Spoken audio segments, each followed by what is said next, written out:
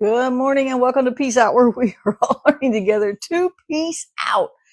Man, I'm telling y'all, it's been crazy around here. I am sorry I'm a minute late, but you know what? We'll survive, and it's not just a Gloria Gaynor song. We're going to actually really survive, right? Because we have the Prince of Peace living inside of us. So how could we not have peace?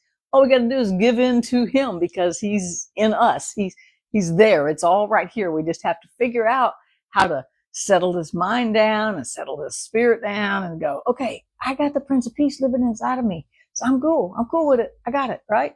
All right. I hope you're having a good day. I hope you're having hope you had a good weekend.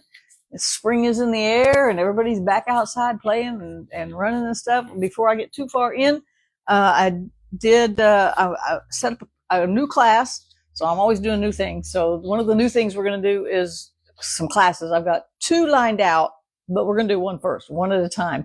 I'm not going to try to do two at a time. So, starting on Thursday nights, May, I think it's 22nd, we'll be doing my book, Making of a Leader.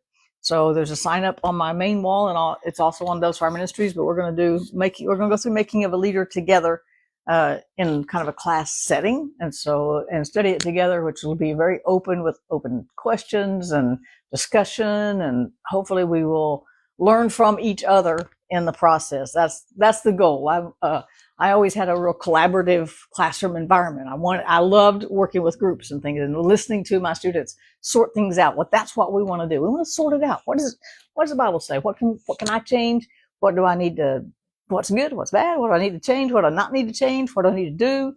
How can I be a better leader? How can I be a better follower? How can I be a better person? Right? How can I trust God more? How can I let His peace reign more? That's what it all comes down to, isn't it? So as promised, we're going to spend this week in Ephesians 6. We ended up talking about it. I talked about it quite a bit Friday and talking about the armor. So we're going to talk about it, but we're going to start with the first part. In verse 10, Paul says this, finally, my brother, be strong in the Lord. He did not just say, okay, you guys, be strong.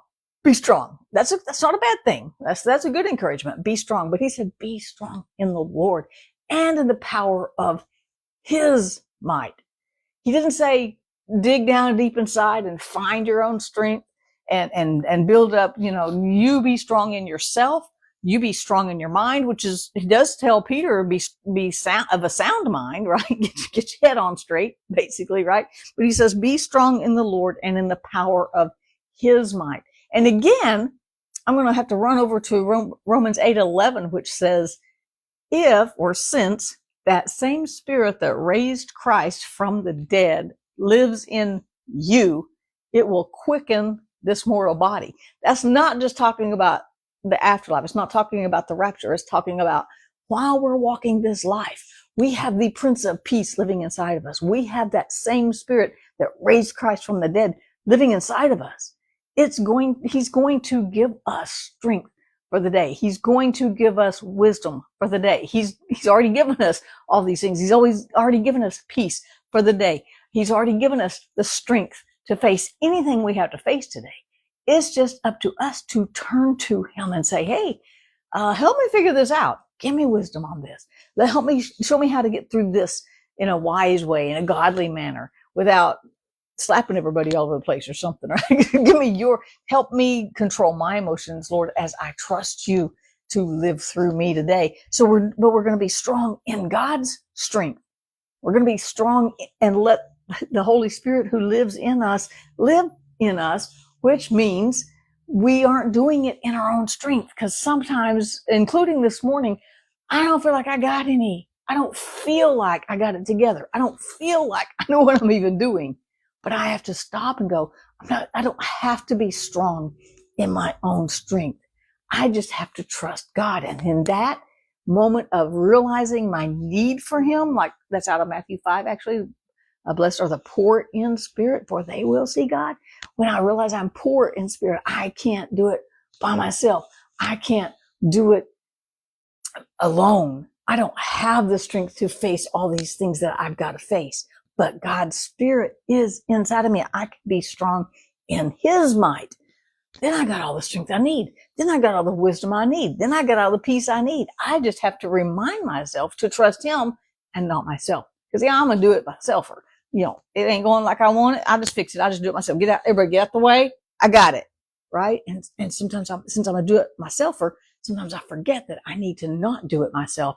I need to rely on him for strength, for this might. So he says, be strong in the Lord. Don't be strong in your own methods and your own minds and your own ways. Be strong in the Lord and in the power of his might. And then he says this, put on the whole armor of God, that you will be able to stand in the evil day, against the wiles of the devil. It says, put on the whole armor of God, that you will be able to stand against the wiles or the tricks or the games of the devil, right?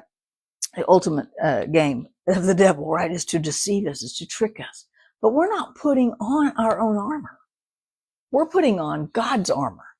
So we've always said, let's put on the armor of God. What if we turn that around and said, put on God's armor? That gives it a little more punch, because we're not wearing our own armor. We need to take off our own armor. We can't protect ourselves. We need to let God protect us, but we're putting on his armor. And why? How come we can do that? So that goes to a covenant. Because in the Old Testament, when Jonathan and David had a covenant, this is the best biblical example, but even in the culture, when you make a covenant with someone, you trade armor. You trade your tunic, or you trade your clothing, and you're saying you trade swords, you trade your armor, and you're saying, you're making an act that's declaring your enemies are my enemies. Your friends are my friends. I got your back forever. That's the type of covenant. So if we have God's armor to put on, that means he's made a covenant with us, and he is already the enemy of our enemies. He's already the friends of our friends, which we are a friend of God, right? And so it's like, it's a covenant thing. This Ephesians 6 is out of, put on the whole armor of God, put on God's armor, because we have a covenant with him, that he's covering our heart, that we have salvation, that we have the gospel of peace, that we have the truth, because Jesus is truth, right? And we're going to go through each of these and look at how each of these actually is the word. And so we want to build an arsenal of the word, because that is our sword. That is how we defeat the enemy. We're putting on God's armor because we have a covenant with him. You can't put on someone else's armor if you don't have a covenant with him. Remember when David was going to go fight Goliath, and Saul gave him his armor, and David goes, this does not fit. And maybe in the natural, he was thinking all natural, this doesn't fit. But in the spiritual, it didn't fit either, because he could not make a covenant with Saul, because Saul had already violated his covenant with God. And so if David had gone out in Saul's armor, he would have had a binding covenant with Saul, and he could not have that, right? And so he took it off. He goes, this doesn't fit. And so he went out and he said, I'm coming to you in the name of the Lord. I'm coming to you in God's armor, because I have a covenant with God, the creator, the one who gives us peace, the one who gives us strength, the one who is going to make the way back then for us to get back to God. And so now we come, and when we go into every battle we face, we have the option of trusting God's armor, because we have a covenant with him. We cannot act on that covenant, and we can keep trying to do it ourselves. Yes, I'm guilty. We can keep trying to do it ourselves, or we can say, God, I have a covenant with you. Protect my heart. Protect my mind. I'm going to put on God's armor, because I have a covenant that says he is going to fight my enemies with me. This is how I fight my battles, right? Because we're going to praise God. We're going to go into battles. And when battles come, we can have that total peace that we know that we have God's armor, because we have a covenant. Every covenant has to be sealed with blood, which means David and Jonathan were blood brothers, because they had a covenant. Every covenant is sealed with blood. Our covenant is sealed with the blood of Christ, the blood that Jesus shed on that cross. That makes the old songs come back up to my mind, right? But it's the blood of a covenant. God has a covenant with us, and now we have his armor. We don't have to ask him for it. We don't have to worry about if we've got it or not. We have that covenant as believers, and God is going to fight our enemies for us. We saw that acted out in the Old Testament, and maybe most of those battles, maybe some of those we can say were prophetic acts, that this is how Jesus is going to take care of our enemies. We don't have to fear, because Jesus is going to take care of that. And we have a covenant. We have his armor to fight that battle and win that battle, right? We don't have to fear, doubt. We don't have to deal with that. We don't have to deal with the things that come at us every day. We don't have to live according to the dictates of this world because we are covered with God's armor because we have a covenant with him. I'm going to be thinking about this all day. I've been thinking about it all weekend actually, how whatever we face today, God has got our back. We don't have to go into anything without God. We don't face any situation. We don't face any good things, any bad things, any difficulties, anything on the spectrum of really good or really bad without him because we have a covenant with him. We can choose to not listen. We can choose to not walk according to the benefits of that covenant. But I just have to remind ourselves today that he has us covered by covenant, and he will not break a covenant. He doesn't have it in him to do it because he's faithful and he's true to that covenant. And he looks at us and sees the blood of Christ and goes, oh yeah, covered by the covenant. I got you today.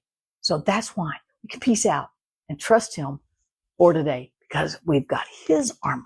We have the armor of God for any battle that gets launched at us today.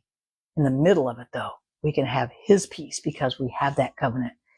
Hope you have a great day. Peace out. I'll see you again tomorrow.